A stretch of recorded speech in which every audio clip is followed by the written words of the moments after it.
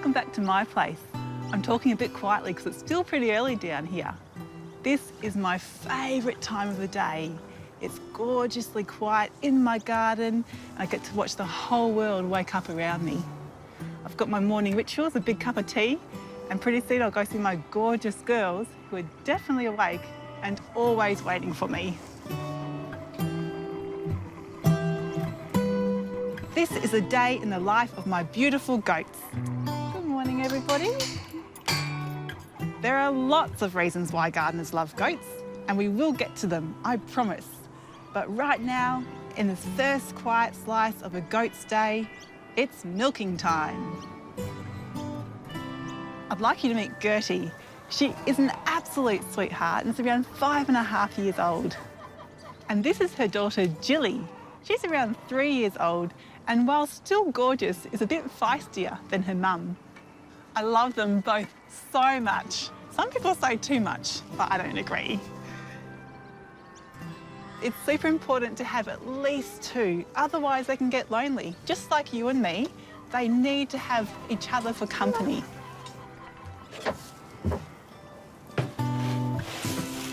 We've had goats for a few years now, and they've become such a big part of our garden and of our lives. Plus, having yummy and ethical dairy without even having to leave the garden is a pretty massive perk. We just milk once a day every morning, and Gilly and Gertie give us around 3 litres of milk each time. That goes up even more in summer and down a little bit in winter. But every day we've got this delicious, fresh, frothy milk, which we eat, drink and turn into delicious cheese. The next part of a goat's day, actually the rest of the whole day, is all about eating for goats. Here we've got some beautiful rolled barley, which they love, and then also some mixed chaff, which is oat and lucerne. Just like any breastfeeding mum, they need to make sure they have access to the most nutritious and delicious food available.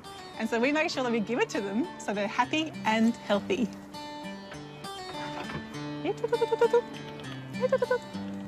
We also give them some of our kitchen scraps because they'll take care of just about anything that the chickens won't touch. But a really big part of a goat's diet is woody plant material. They love this stuff. And naturally, they actually prefer to browse trees and shrubs rather than just grazing grass. Luckily for me, I've got lots of environmental weeds in my neighbourhood, including Cotoneaster.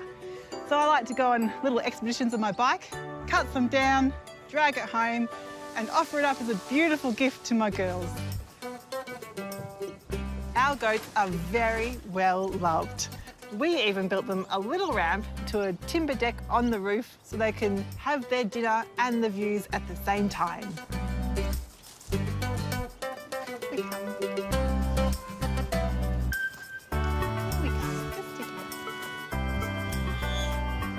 We also make sure we give them nice little walks around the garden to stretch their legs.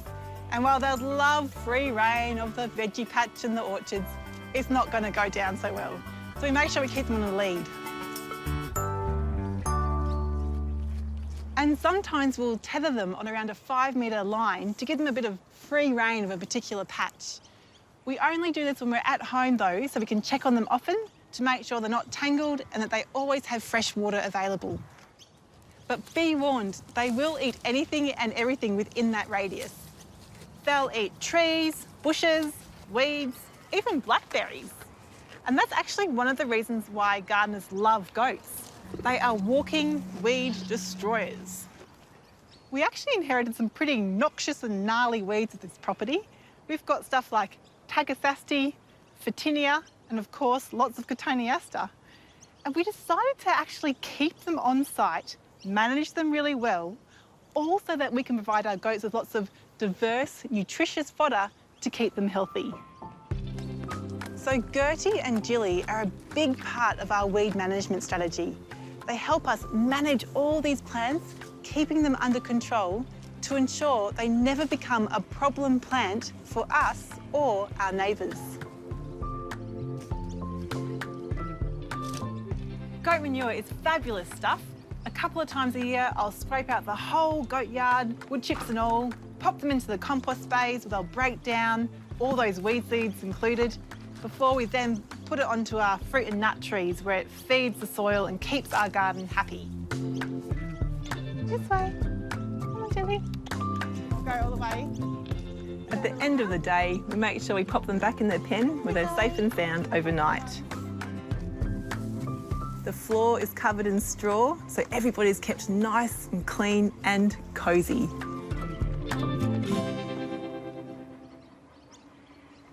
Keeping goats is not for everybody. You need the time and physical space in order to give them the good life.